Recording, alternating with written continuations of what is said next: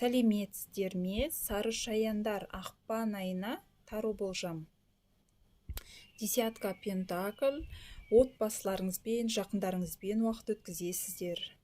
Отбасылы сары шаяндар үшін отбасыларына береке, бірлік, татуластық, жаңағы бір сыйласымдылыққа толы ай. Жақындармен кездесу, қонаққа бару, қонақ шақыру деген сияқты өте көп болады.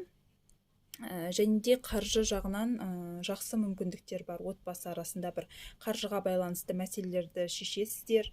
Немесе әкеңізден, бауырларыңыздан, екінші жартыңыздан, егер әйел адам болсаңыз, ер азаматыңыздан қаржылай поддержка болады ақпан айында. Пятерка пентакль, жаңағы мүмкіндігінше көп ешкімге қарыз бермеуге кеңес беретін едім.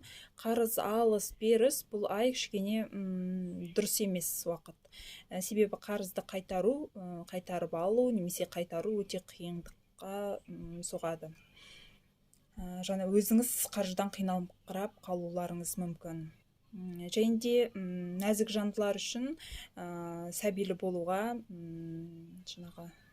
сәби көтеруге өте жақсы уақыт. Паж мечей бір қандай да ұсыныс түседі, және де сол ұсынысты қабыл алуға кеңес беретін едім. Жұмысқа байланысты болмасын, личный отношенияға болмасын, жаңағы ұсыныстар түсуі мүмкін. Бірақ сіз ол салада опытыңыз болмауы да мүмкін. Бірақ жаңағы жасап, өз мүмкіндіктеріңізді пайдалануға кеңес беретін едім.